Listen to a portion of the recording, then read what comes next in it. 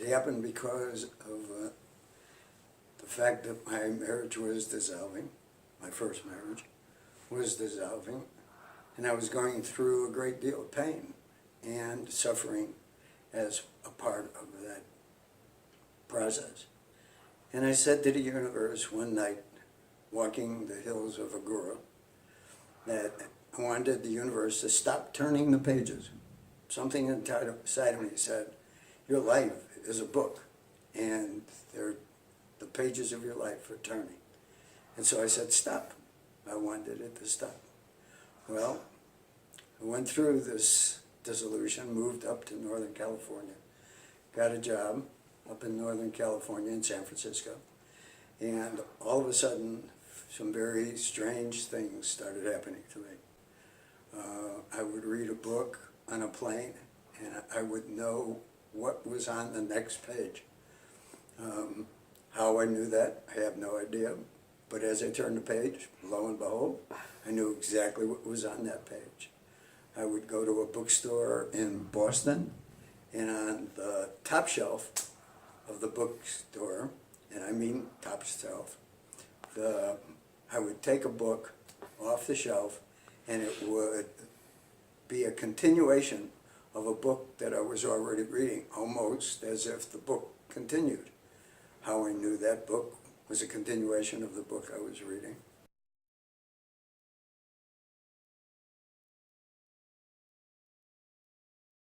It was just one thing after another that suddenly said that the universe is much different than I really think it is. And there are things that happen, and I don't believe in coincidence. I don't believe in accidents. I believe everything happens, and it happens for a purpose. And it happens as a result. And so what I suddenly was involved with was understanding and getting more involved with metaphysics and understanding the concepts of metaphysics.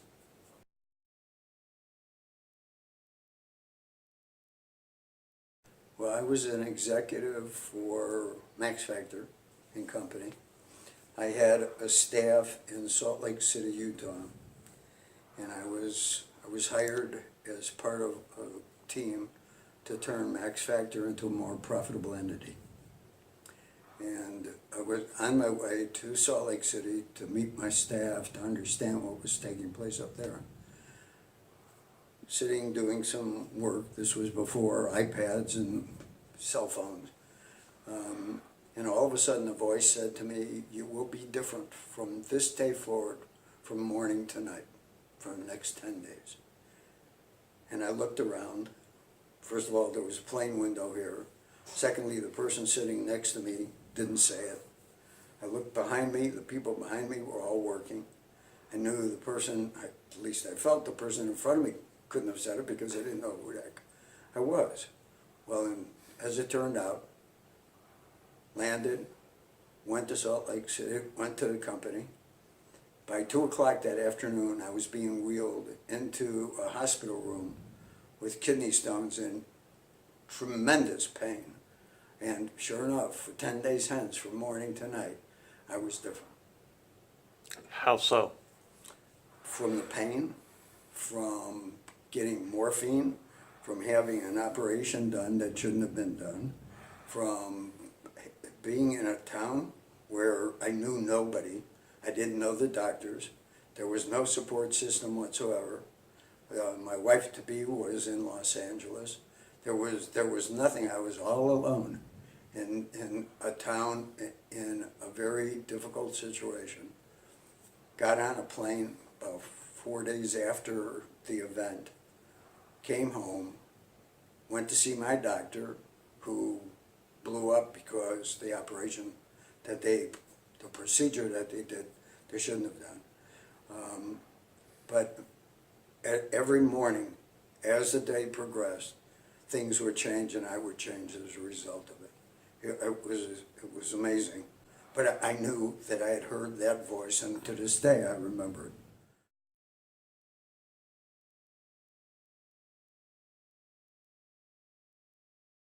The emergence came about because of an event in 2016 where I felt that there was a large energy cloud of some sort, which I could not identify, enveloping the earth. And I wrote a whole thing about it. It's called a reveal transit. There are multiple YouTubes on it that I put out, but because of timing, and this is a long story, so we'll keep it short, nothing happened as a result of the information that I received and the vision that I received. So about 2 weeks after the reveal transit took place, from December 22nd to December 28th,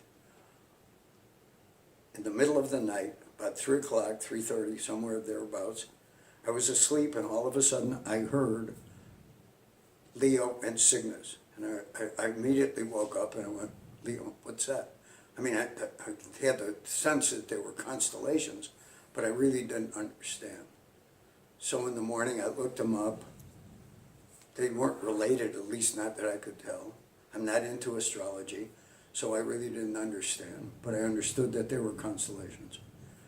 About a week and a half later, in the middle of the night, almost the exact same time, I heard Ta'apuat and Land of the Rising Sun. Again, I woke up. I said, what? I don't understand the relationship. And that's a continuation of what I heard with Leo and Cygnus. In the morning, I got up because I had been a member of the Labyrinth Society. I had books on labyrinths, and I knew that the Ta'apuat was a labyrinth, a Navajo labyrinth. And so I looked up one of my books, and as I opened the book, right to the page, I saw The Emergence. And it was like, in a flash, I understood some of what was taking place in this world today. And that's what led me to write the book.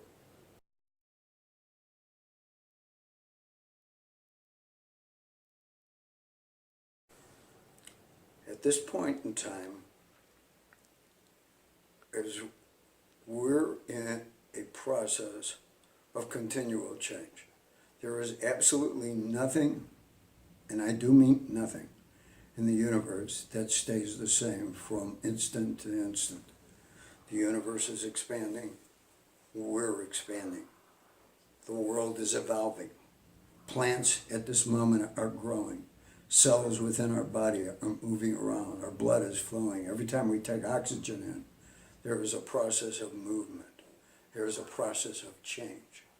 Underlying this foundation that we call the third dimension, it's held together by our preconceived ideals. It's held together by a mass consciousness that sees the third dimension for what it currently is.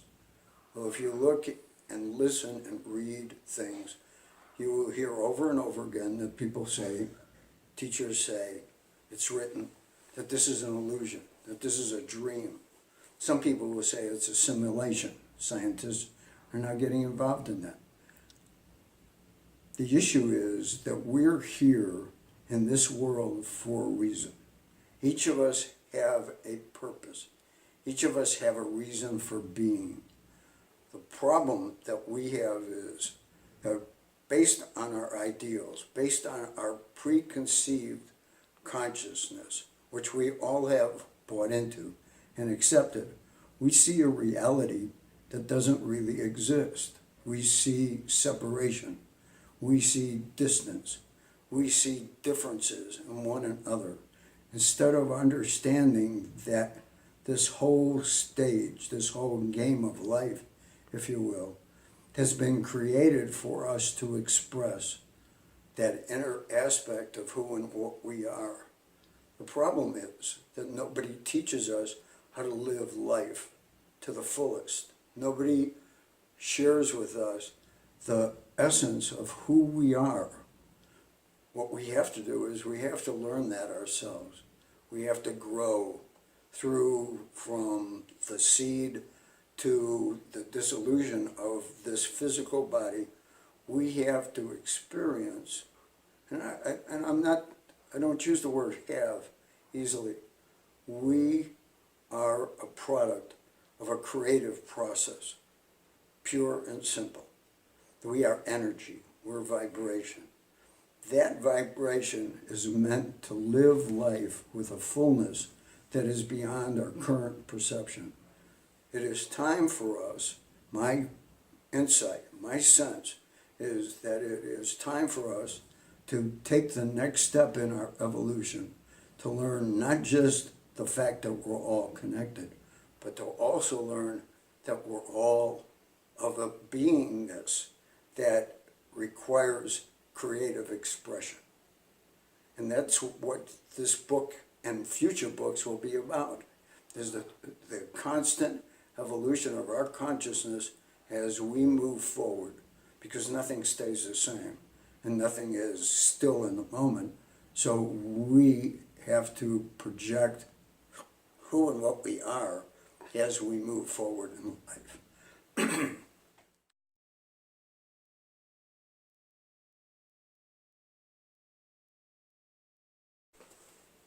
I think the interesting part of fear is, I've given fear a different definition. Some people will say it's false events appearing real. But people have gone through experiences in their life where fear has manifested in very real terms. We just had earthquakes that shook the earth violently in Ridgecrest. Being in that earthquake, which I've been in several times, living in Southern California, is a fearful experience. So to say that fear doesn't exist is nonsense. But I see fear as our final effort at resisting the light of truth. It's the final effort at understanding that we're more than what we think we are. We're more than what we are told we are. And it is time for us to understand that fear is a limiter. Fear suppresses our creative tendencies, our creative intention in life. And if we can overcome not just fear, but judgment of others. Because when we judge another, we're actually judging ourselves. Because the energies that I understand don't go very far from us. So when we're in the process of judging one another, it's a game that is discordant. It's a game that lacks harmony. It lacks love. And one of the things that I believe is taking place in this universe is we're moving from a mind consciousness which focuses on duality and differences, and instead we're coming from a heart universe that will allow us to realize unity and justice for one another in a way that we've never understood before. It's in effect what comes next.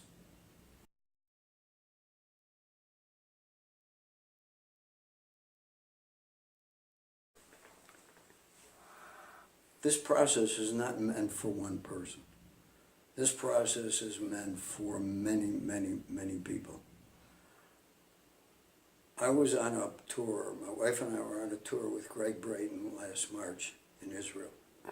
We were sitting in a grave with 107 other people. Our guide was talking to us. We were sitting on the edge of the cemetery looking at not the western wall, but the eastern wall. And below the wall, the eastern wall in Jerusalem it's a cemetery. And all of a sudden, as I was sitting there, I saw dead people rising. I've never seen anything like that in my entire life. But I saw people, not in form, but more in spirit, rising. 20 seconds later, Herschel, our guide, said, when the dead rise, the Messiah will come. Which is a belief that one of the doors that open in the wall, the Messiah will come through a particular door. My sense of that is each of us have the ability to raise our level of consciousness to a point of, you can call it Buddha, you can call it Christ, you can call it love, whatever definition you want to call it, you can achieve a level of understanding and of experience that is not just joyful, but it shows you the unity of creation, the unity of what it is. And I don't see it as one person leading us because of cause and effect, because of karma, because we are each responsible for our own actions.